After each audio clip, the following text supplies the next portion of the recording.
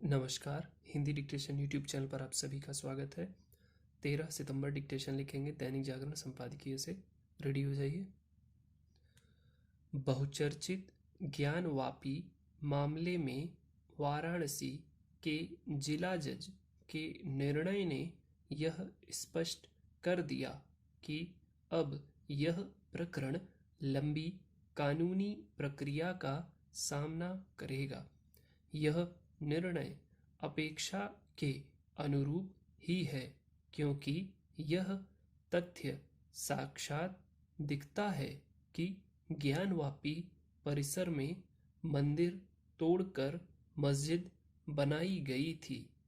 जिला जज ने न केवल यह पाया कि यह मामला सुनवाई योग्य है, बल्कि यह भी स्पष्ट किया कि इस विवाद में 1991 का पूजा स्थल संबंधी कानून लागू नहीं होता।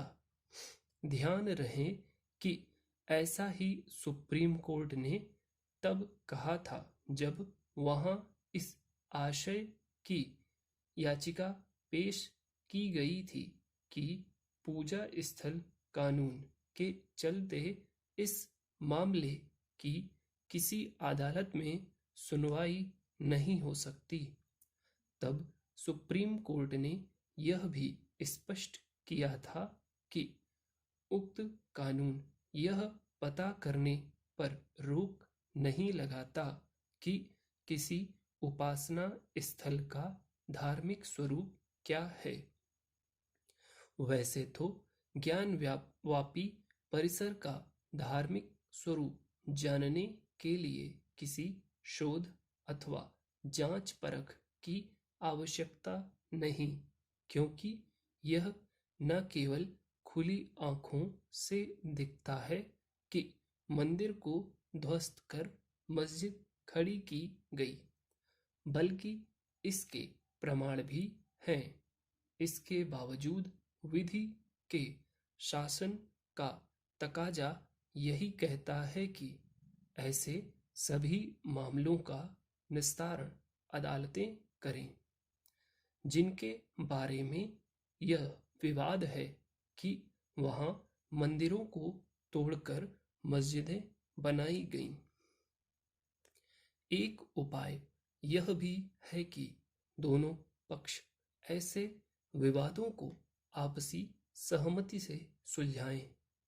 लेकिन अयोध्या प्रकरण में जो कुछ हुआ उसे देखते हुए इसके आसार कम ही हैं।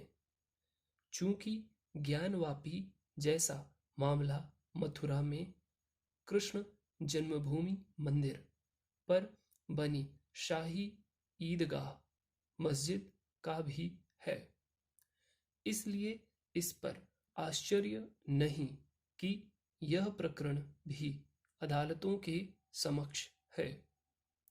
समझना कठिन है कि मुस्लिम धर्मगुरु और नेता इस सच को स्वीकार करने से क्यों इनकार कर रहे हैं कि विदेशी आक्रमणकारियों और उनके वंशजों ने सैकड़ों मंदिरों का ध्वंस कर वहां मस्जिदें बनवाईं। सच का सामना करने से इनकार करना खुद को धोखे में रखने के साथ सामाजिक सद्भाव की स्थापना में बाधक बनना भी है। यह हास्यास्पद है कि ऐसा करने वाले ही गंगा जमुनी तहजीब की बात करते हैं। क्या यह तहजीब यही कहती है कि हिंदू समाज अपने मंदिरों के ध्वंस की अनदेखी कर दे? दुर्भाग्य से पूजा स्थल कानून इस अनदेखी की ही वकालत करता है।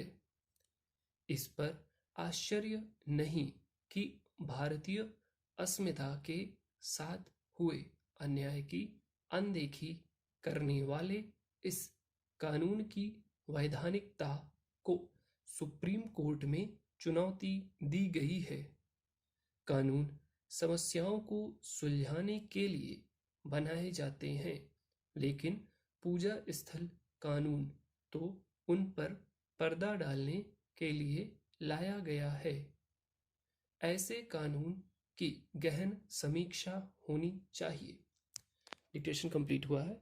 इसकी आउटलाइंस बस इसी वीडियो में ही आगे दी हुई हैं।